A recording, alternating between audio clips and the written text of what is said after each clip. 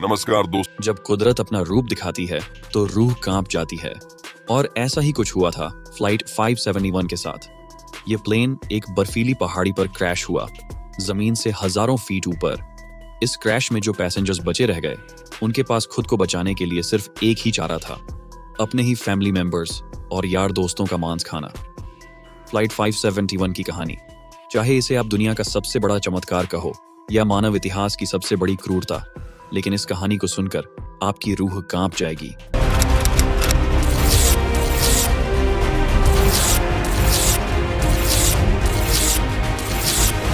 ये दिल दहला देने वाली कहानी 12 अक्टूबर 1972 को शुरू होती है, जब साउथ अमेरिका के यूरुग्वाई देश से एक चार्टर्ड प्लेन उड़ान भरता है।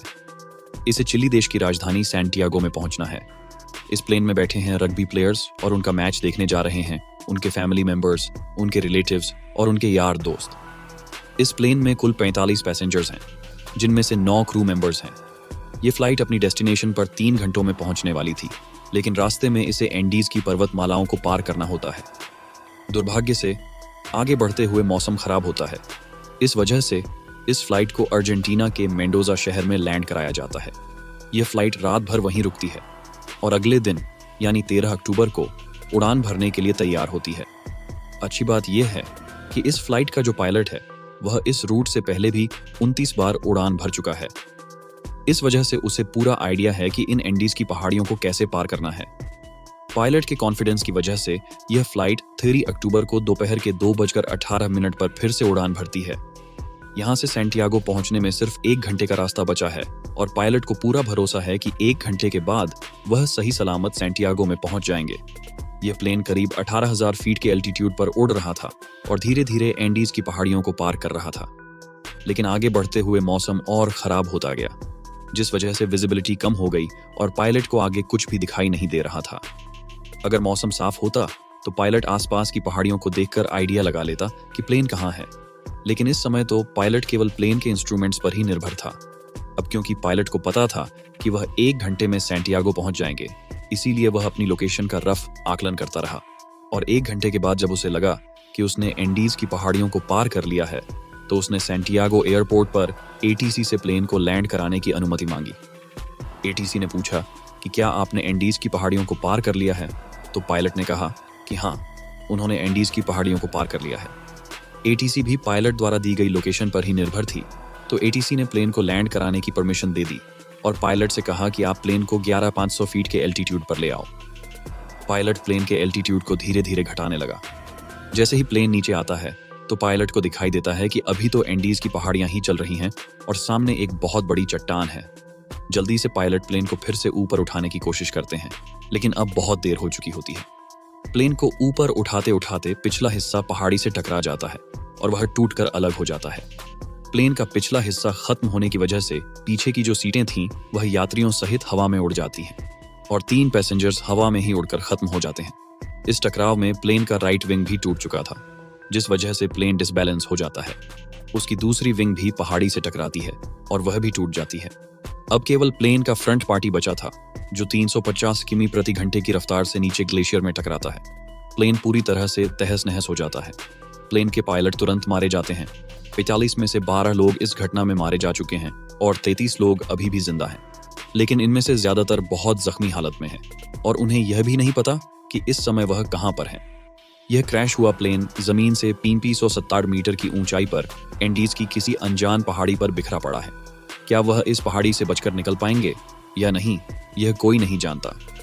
अभी तक जो हुआ वह तो महज एक छोटा सा ट्रेलर था। इस फ्लाइट की असली कहानी तो अब शुरू होगी। आप कल्पना भी नहीं कर सकते कि आगे चलकर इनके साथ क्या होने वाला है। यह वीरान एंडीज की पहाड़ियां अब इन पर कहर बनकर बरसने वाली हैं। इनकी आगे की स्टोरी जानकर आपके रूह तक का जाएगी। घायल हुए पैसेंजर्स में से एक पैसेंजर था नांद पराडो, जिसके सिर में चोट आई थी, जिस वजह से वह कोमा में चला गया। परेशानी यह थी कि जल्द ही सूर्य ढलने वाला था और शाम होने वाली थी। इस वजह से रेस्क्यू टीम के पास उनको ढूंढने के लिए ज्यादा वक्त नहीं था। बाय चांस अंधेरे होने से पहले उनको नहीं बचाया गया। इस बर्फीली पहाड़ी पर रात गुजारना नामुमकिन होगा, क्योंकि यहाँ का तापमान रात में 3 डिग्री सेल्सियस तक पहुंच जाता है। जल्द ही रेस्क्यू के लिए 4 जहाज रवाना किए गए। इन चारों जहाजों ने एंडीज की पहाड़ियों को खंगाल डाला, लेकिन इन्हें कहीं भी कुछ भी नहीं मिला, क्योंकि प्लेन ऐसी जगह पर क्रैश हुआ था जहां पर सफेद बर्फ और घना कोहरा था, और प्लेन भी सफेद रंग का ही था।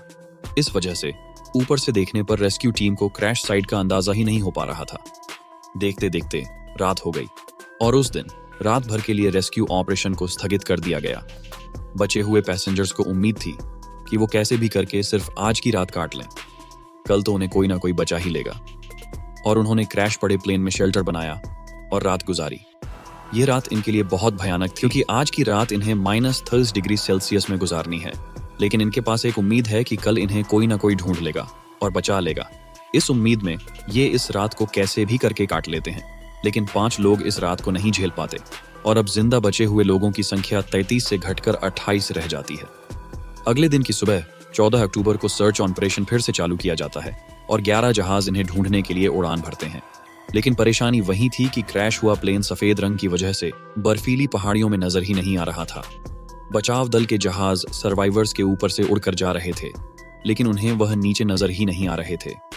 इस वजह से सर्वाइवर्स ने बचाव दल को सिग्नल देने के लिए प्लेन के ऊपर लिपस्टिक से SOS लिखने की कोशिश की, लेकिन उन्हें SOS लिखने के लिए लिपस्टिक काफी नहीं थी। इस वजह से उन्होंने अपने सूटकेसेस से बर्फ पर एक बड़ा सा क्रॉस बना दिया ताकि वह आसमान से बचाव दल को साफ साफ दिखाई दे सके। उस दिन इनके ऊपर से 3 हवाई जहाज निकल कर गए, लेकिन अफसोस कि किसी ने भी इनको नोटिस नहीं किया और यह दिन भी गुजर जाता है। अगले दिन यानी 15 अक्टूबर, उस दिन भी कुछ ऐसा ही हाल रहता है, लेकिन बचाव दल इन्हें ढूंढने में असमर्थ रहता है। अब इन सर्वाइवर्स को समझ आ चुका था कि वे बहुत बुरी स्थिति में फंस चुके हैं। मदद कब तक आएगी यह कहा नहीं जा सकता। इस वजह से वे प्लेन में मौजूद चीजों से सर्वाइवल की तकनीक बनाने लगे। धूप में बर्फ को पिघलाकर वे बर्फ की बूंद बूंद करके पानी की व्यवस्था तो कर ले रहे थे, लेकिन खाने के लिए उनके पास अधिक कोई ऑप्शन नहीं थे। क्रैश के 3 दिन बाद यानी 16 अक्टूबर को नामो पराडो कोमा से जाग उठता है और जैसे ही उसे होश आता है तो उसे पता चलता है कि इस क्रैश में उसकी मां की मौत हो चुकी है और उसकी 19 साल की बहन गंभीर रूप से घायल है। दिन प्रतिदिन गुजरता जा रहा है, मदद मिल नहीं पा रही। प्लेन में जो खाना था वो भी खत्म हो चुका है। सूरज की रोशनी बर्फ से रिफ्लेक्ट होकर इनकी आंखों को डैमेज कर रही है। भूख, प्यास और असहनीय ठंडी को सहते सहते अब इन्हें इस पहाड़ी पर 8 दिन गुजर चुके थे। रेस्क्यू प्लेन आते और इनके ऊपर से निकल जाते। क्रैश के 32 दिन बाद नांदुरा की बहन भी जीवन की लड़ाई को हार जाती है और अपना दम तोड़ देती है, और उधर 8 दिनों के बाद सर्च अभियान को रोक दिया जाता है, क्योंकि अक्टूबर के महीने में वहां पर बहुत ज्यादा बर्फ पड़ती है। इस वजह से सर्च अभियान को 2 महीनों के लिए स्थगित कर दिया जाता है। ऑफिशियल को यह लगा कि इन 8 दिनों में सारे यात्री मर चुके होंगे। इस वजह से उनकी मर्दा बॉडीज को 2 महीने के बाद खोजकर उनके घर वालों को भिजवा दिया जाएगा। इधर सर्वाइवर्स को प्लेन के मलबे में एक रेडियो मिलता है। जब सर्वाइवर्स ने रेडियो को ऑन किया तो उसमें उन्हें एक न्यूज ब्रॉडकास्ट सुनाई देती है कि फ्लाइट 571 के सर्च ऑपरेशन को अब बंद कर दिया गया है।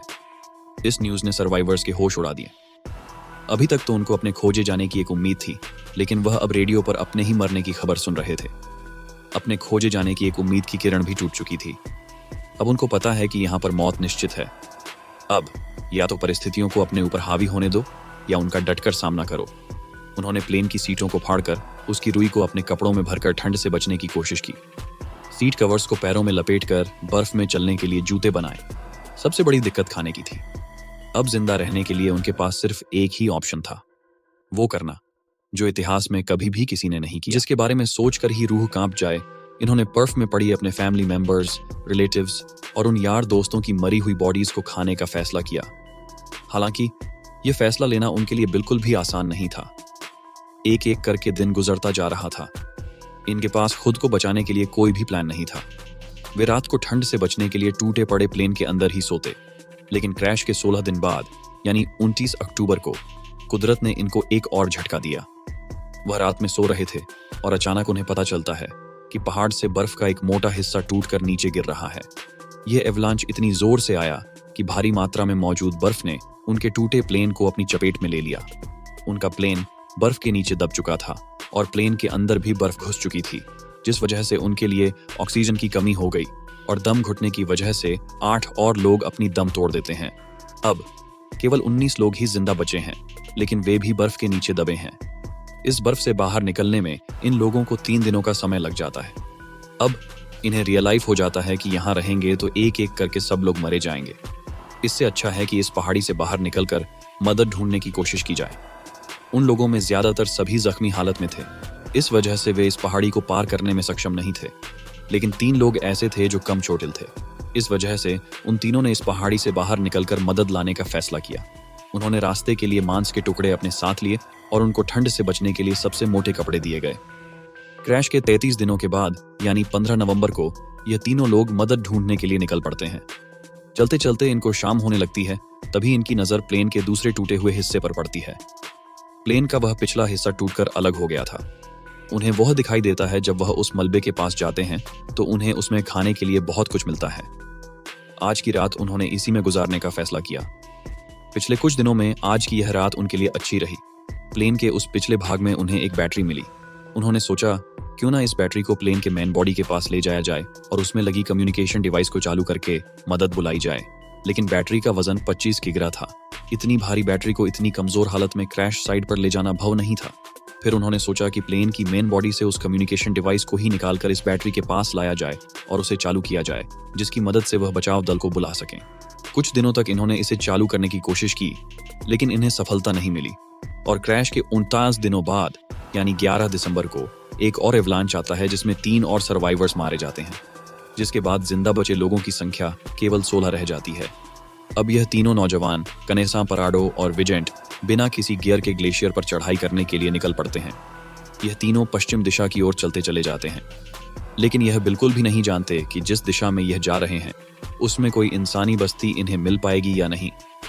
उनको बस यह लग रहा था कि उनको इस सामने वाली पहाड़ी को पार करना है और उन्हें मदद मिल जाएगी, और उन्हें उम्मीद थी कि वह 3 दिनों में इस पहाड़ी को पार कर लेंगे।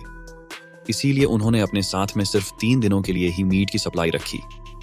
इन्होंने धागे से सिलक एक स्लीपिंग बैग बनाया था, तो यह दिन भर बिना किसी गियर के पहाड़ पर चढ़ते और रात में एक ही स्लीपिंग बैग में तीनों चिपक कर सोते। खुले में बिना किसी सुविधा के 30 डिग्री सेल्सियस में रात गुजारना कोई आसान बात नहीं थी। चलते चलते इन्हें चौथे दिन की सुबह हो चुकी थी। लेकिन अच्छी बात यह थी कि वह अब उस पहाड़ी की चोटी पर पहुंच चुके थे। जैसे ही यह पहाड़ की चोटी पर पहुंचे तो इनके पैरों तले जमीन निकल गई, क्योंकि पहाड़ पर चढ़कर इन्हें पता चला कि वह इतने दिनों से जिस दिशा में चल रहे थे वह गलत दिशा थी। आगे रास्ता खत्म ही नहीं होता। अब क्योंकि उनके पास खाने की सप्लाई बहुत कम थी, इस वजह से उन्होंने फैसला किया कि उनमें से एक बंदा क्रश साइड पर वापस चला जाएगा और 2 लोग आगे जाएंगे। इस वजह से विजेंट वापस लौट जाता है और पराडो और कनेसा उस पहाड़ की चोटी पर चढ़ने के बाद इनको सही रास्ते का अनुमान हो जाता है और यह दोनों कई दिनों तक आगे बढ़ते रहते हैं। कुछ दिनों के बाद इन्हें नदी की एक छोटी सी धारा मिलती है। वह उस धारा के साथ साथ नीचे चलते रहते हैं और लगातार 9 दिनों तक चलने के बाद 20 दिसंबर को नदी के दूसरे किनारे पर इन्हें 3 लोग दिखाई देते हैं। यह चलते चलते बहुत थक चुके थे। पिछले 9 दिनों में इन्होंने पहाड़ पर 61 किमी की हाइकिंग की थी और अब मंजिल इनके सामने थी। इन्होंने उनसे मदद की गुहार लगाई, लेकिन वो लोग टुमारो बोलकर चले गए। उस दिन उन्हें कोई मदद नहीं मिल पाई, लेकिन अगले ही दिन वो विलेजर फिर से वापस आया और एक पत्थर में कागज और पेन लपेटकर नदी के दूसरे किनारे पर फेंका। नांदू प्राडो ने पेन और कागज को उठाकर जो भी घटना घटी थी उसके बारे में सब कुछ लिख दिया। जब उस विलेजर ने उस पेपर को पढ़ा तो वह सब कुछ समझ गया, क्योंकि उसे पता था कि इन पहाड़ियों में कुछ दिन पहले प्लेन क्रैश हुआ था और उस एरिया में भी पूछताछ के लिए लोग आए थे। लेकिन वह हैरान था कि यह लोग अभी तक जिंदा कैसे बचे हैं। वो विलेजर जल्द से जल्द शहर गया और आर्मी कमांड के साथ इस इंफॉर्मेशन को साझा किया। जल्द ही एयरफोर्स इन्हें रेस्क्यू करने के लिए पहुंचती है। आर्मी ऑफिसर्स पराडो और कंसा को हेलीकॉप्टर में बिठाकर क्रैश साइट पर पहुंचते हैं और 22 दिसंबर 1972 को क्रैश के 70 दिनों के बाद बचे हुए सर्वाइवर्स को रेस्क्यू किया जाता है। इन लोगों की हालत बहुत ज्यादा खराब थी। इस क्रैश के बाद टोटल 16 लोग ही सर्वाइव कर पाते हैं। इनकी यह कहानी सच में दिल दहला देने वाली कहानी थी। अगर आपको यह वीडियो पसंद आई हो तो कृपया इसे लाइक करें और हमारे चैनल को सब्सक्राइब करना न भूलें। इससे हमें और भी शानदार वीडियो बनाने की प्रेरणा मिलती है। जल्द ही मिलते हैं आपसे एक और रोमांचक वीडियो के साथ। धन्यवाद।